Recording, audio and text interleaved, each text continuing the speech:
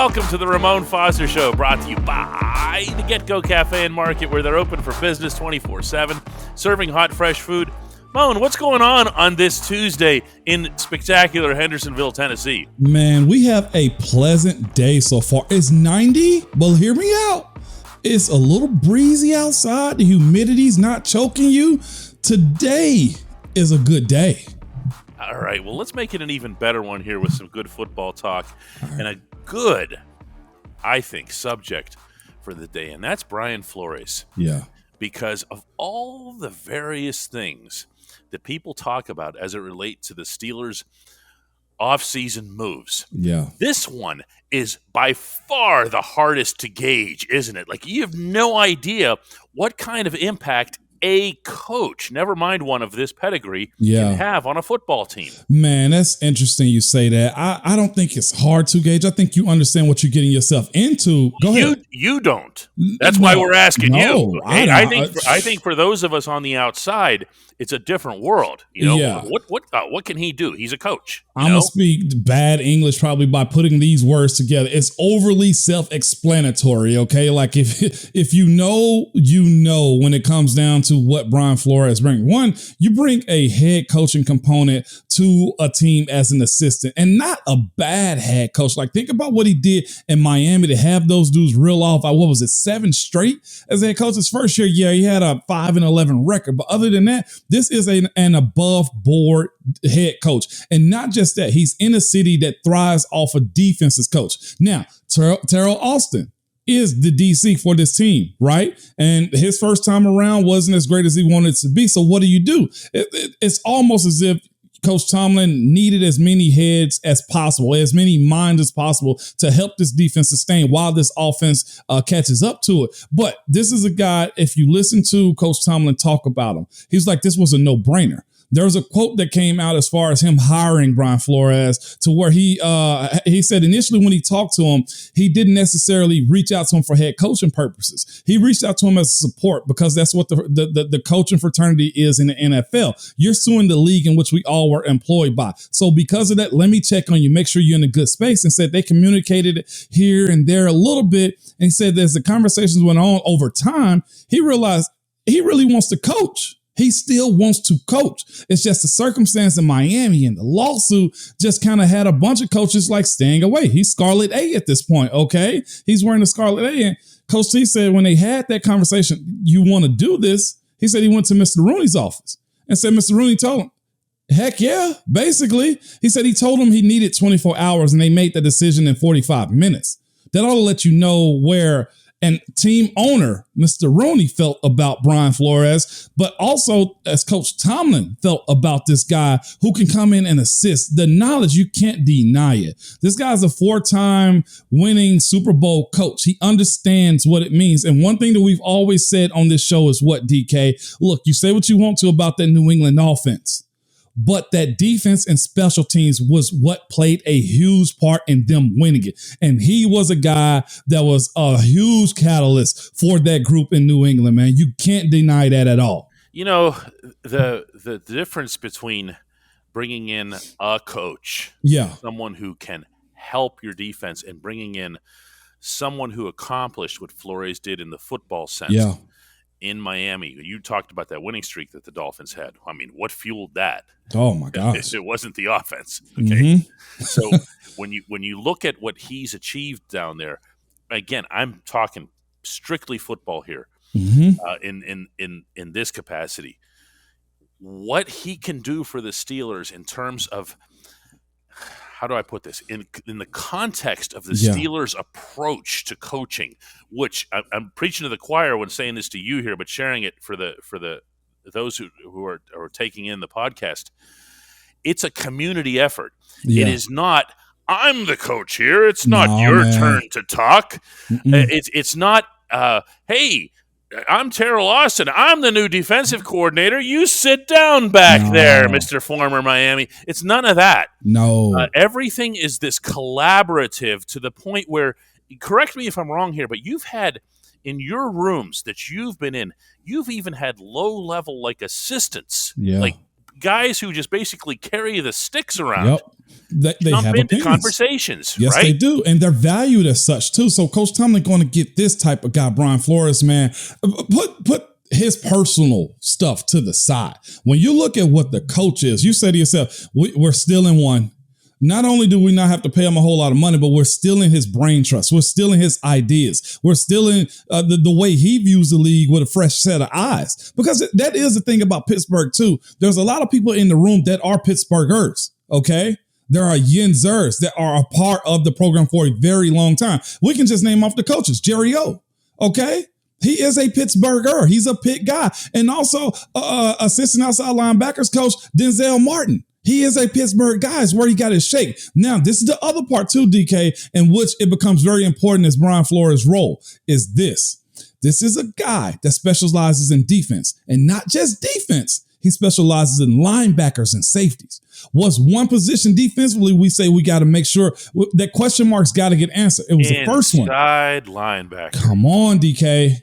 Okay, you mean to tell me I love Jerry O, but having a guy that was capable of being a head coach put his eyes on that linebacker group, and a kid that needs to have a very strong year in Devin Bush, and also a import guy and Miles Jack. Yeah, I'd say that. I mean, and I've described this already this summer as the position. Yeah, the most pivotal on the defense, and I'm using the term pivotal like as in it can swing one way or the other, because if you have Bush performing to the capacity of a number 10 overall pick, rookie, that is a pivot in the correct direction. If you have Miles Jack bouncing back to where he was before kind of a little bit of a slowdown / letdown last year in Jacksonville, which is almost always understandable, you have a position that can just go from being the biggest liability on your team, arguably, to one of the biggest strengths. That's a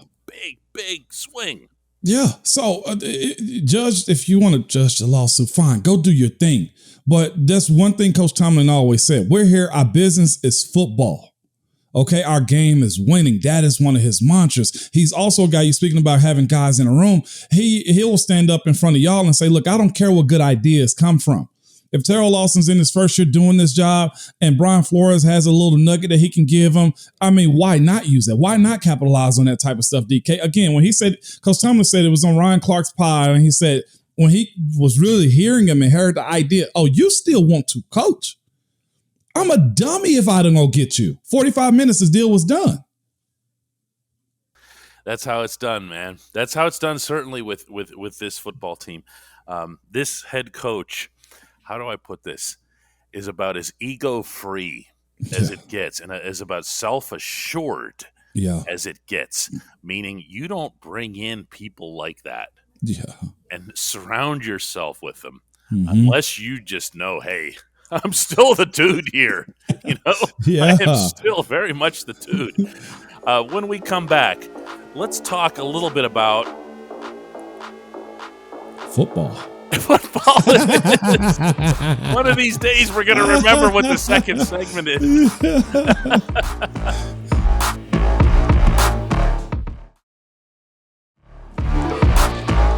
Welcome back to the Ramon Foster Show. As promised, football.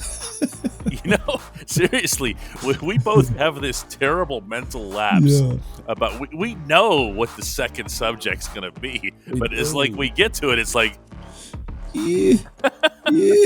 What did we say again? Yeah, no, we're here. We're going to talk football because it's that time of the year. But specifically, I'll even introduce this one, man. This team, this 2022 Pittsburgh Steelers team is full of siblings. The Adams, the Watts, okay, the Heywards now, and I'm missing the Edmonds, and defensive line. I said Adams already. Don't we already have them? There's a group. Forgive us, okay? It's just how we roll sometimes. Forgive us. Our heart's in the right place. Our minds lose it sometimes. But specifically, we're going to talk about Connor Heyward. And just in general, for a kid who is going into the NFL, it's just a huge jump regardless. But to go to a team in which your big brother is actually on that team, and it's not a role player. He is one of the players. He is one of the big banner guys outside of Acrisure Stadium now. No. You like that? But you have to ask yourself, though, he's very position flexible. He's got to play special teams. He's got to, honestly, let's be real. He's got to follow up the reputation of what his brother has brought to the team, too. I think that's the same way you kind of look at what Derek Watt had to fall into. I think it's the same thing in which you had Edmonds' brother, Trey, walk into as far as the team was concerned. Everybody has to hold their own, but specifically Connor, though, for an offensive guy. I think Coach Tomlin is going to be looking for a bunch of nastiness, a bunch of will and want to, and honestly, production too. Connor, let me stop saying Cam's little brother. Connor Heyward is going to have to be in a position to where he straight earns it, and not just one day, every single day. It's going to follow him the same way we looked sideways at TJ when he came into the league as far as JJ was concerned. And with that being said, a guy that can play tight end, a guy that can be fullback, a guy that has to be a stud on special teams too. And this is one side of it that I'd be interested to see how it's going to work out. Offensively, I think you probably feel better with Connor Heyward in the backfield, lead blocking, because we didn't see much from Derek last year. And I don't know why we didn't see anything from him.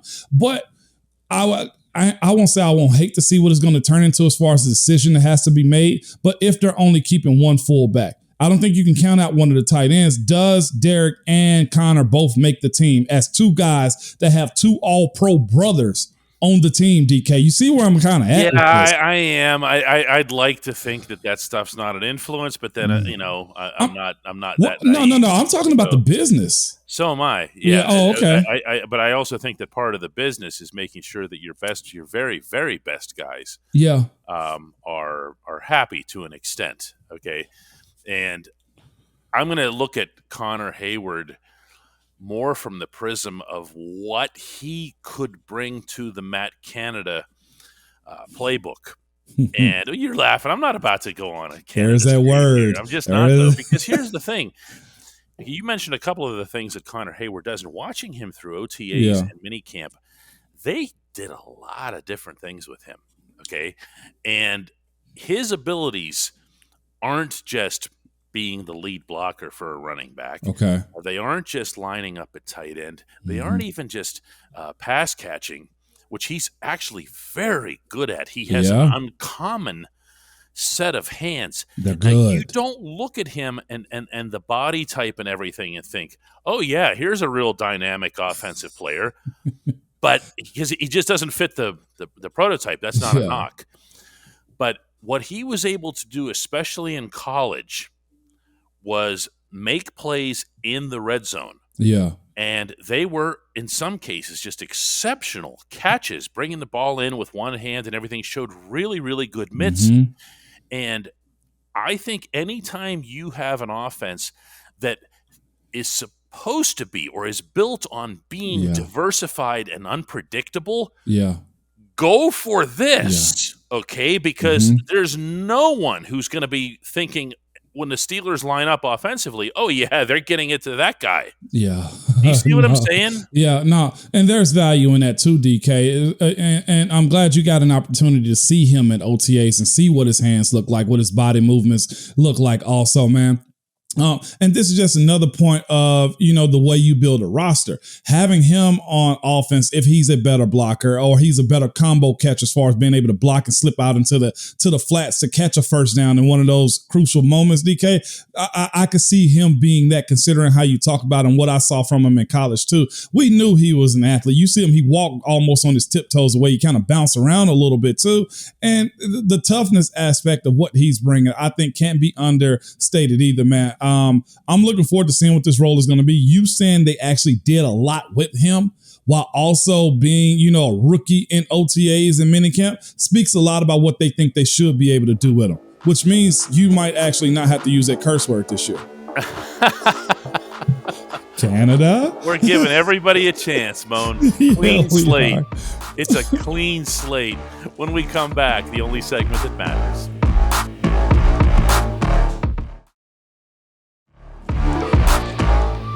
Welcome Welcome back to the only segment that matters, the Hey Mon segment, and Mon's going to read his own today. I do. This is from the Dan Moore pod we did the other day, and this is from Douglas Coley II. He says, "Hey Mon." That's how I would say it, okay? That's really good. What makes the training camp arrivals so fun and creative for players, and what's your favorite? I loved Vince at Stone Cold, by the way. By the way, we got confirmation that Vinny will be on the show, too. He texted me back, and we are going to be set for that one. That should be good. I loved Vinny, too. The walk is what got me with Vinny. But the training camp's arrivals just really kind of morphed into something. At first, it was a bunch of media personalities that were out there. And next thing you know, you got big production vans that are outside. You had a bunch of things that really, kind of made it its own. And I really don't know what kind of morphed it into this, other than the fact that it's your last day of fun. That's what training camp arrival day is all right, I'm submitting myself to the call. So because of that, let me get this last silly action out of the way. Over the years, man, Kiesel in the front loader was always good. My second year in the league, or it might have been my rookie years, when Max Starks got all of the veterans who had played in the Super Bowl, they all came to camp in like minis. They came in Mini Coopers. It was really cool watching the big guys get up out of that. I loved the Antonio Brown Rolls Royce one, the old one. I thought that was super sweet. That was You're pretty not going to cool. Leave out AB in the chopper, are you? That's why I was going next. All right, good. Antonio Brown in the helicopter was really cool. Also, it's always something with him, and guys really kind of bought into it. I was always a let me get there early guy so I can kind of escape the media, because I wasn't I wasn't trying to talk to them. I was trying to focus on the conditioning test. Vinny, I think, is very up high. It's up high. Kiesel with the big machinery that he had was always fun. School bus. The school bus. Yeah, that was always fun. I'll tell you the one that trumped them all. Ambassador Rooney doing flyovers in the plane. That's a rival that hasn't been trumped by anybody. No, not just doing a flyover, flying the plane himself, DK. That right there was beautiful. It's part of the fun that's been missing from the whole training camp thing, by the way, since we haven't been able to go to Latrobe for a couple of years. That, of course, will change back to the way it's supposed to be. Yeah. Exactly 2 weeks, by the way, Ramon. I'm looking forward to it. In Latrobe. And you have a lot of these guys, some players probably shouldn't have been calling as much attention to themselves as they did. Yeah. I'm trying to think, who was it? The little wide receiver. Switzer? No. It wasn't Switzer. No, everybody who's listening to this right now is going, come on, it's this guy. But he got like all jazzed up and everything. And we're like, really? Tell me, what he was just dressed up really good? Nah, it's some kind of vehicle or something now. But anyway, these things are they're fun. They don't deflect or distract from anything. No. There's no activity that day. No. It's a harmless thing. They come in, and for anybody who doesn't know how this works, is they come down this, like, there's this back road behind. Yeah, this ramp behind where the dorms are. And in the old days, when you needed to bring the massive TV sets, it was also a brute show of strength because of carrying this giant television. And of course, then TVs became about as thin as a Kleenex. Yeah, and it was no big deal to have the TVs. But it's something that's become part of the tradition out there in Latrobe. And man, I miss it, and I'm looking forward to it. I really am. I'll be honest with you. I miss it too. Just the whole first day of what it meant, man. And that's probably a show in itself, DK, as far as the actually getting set up for training camp, walking into that building, getting your key, carrying your bags to your room and setting up your bed. And most guys are setting up either their Apple TV or they're setting up their gaming system. I was talking to a group of kids last night on a presentation I had to get, and they was asking me, what did I like about, St. Vincent? I just gave a whole plethora of things and how excited I am personally to have it back there, even though I'm not even playing anymore. It was Eli Rogers. Oh, mini AB. Eli Rogers. And he showed up in this gigantic, massive truck. I'm not even sure how to describe this thing. It was just colossal. and he jumped out of it with this hard hat. Yeah, hard hat. And I'm going, man, you're still Eli Rogers. You can't be doing that. You know what, Eli? Well, I love him. Make the team. No, I love him to death, man. He but make the team. He caught himself in a position that he thought that he was close to AB in his athletic ability, and he attached himself to Antonio a real good bit. And I think he thought that he could do those same things without realizing that AB was just that special. AB, and you didn't make the team. So you know what he also did the rest of the camp? He wore that hard hat everywhere he went. And I'm all for symbolism and what it means to be locked in, but there is no need for a hard hat and team walkthroughs. You know, like, you know me, I'm a play ball type of guy. Just play ball. Yeah, right? Yeah, we don't need to know that you're working hard. We're all working hard here, right? Yeah, we are. I swear we are. Yeah. Eli Rogers in the big rig. That's right. Was it a dump truck? No, it was some big thing, like big. I'm not real good on vehicles, Moan. Like, I just write about sports. But, like, this thing was just like a big truck that you would hook another thing onto, you know? Yeah. Like an 18-wheeler kind of thing. Yeah, I understood what it meant. Oh, I see. Yeah, it was a big rig. It was 18. Did you find it? Yeah. He showed up in what I was doing when you were talking. With an easy bar dumbbell. Yes, yeah, I remember that. He wore that hard hat every day. Eli Rogers. And look who I see on here. It's me showing up for training camp. Oh, man, that's nice. Yeah, but you're showing up for training camp, but you would just like walk out. What are you talking about? You avoided the media. You come up. I tried to get there early, and then y'all catch me anyway. You were never avoiding the media. You were like, hey, everybody. And then every reporter's name and all that stuff. Get out of here. Look at me trying to be humble. Let's do this again tomorrow. We'll do the all humble edition of the Ramon Foster Show.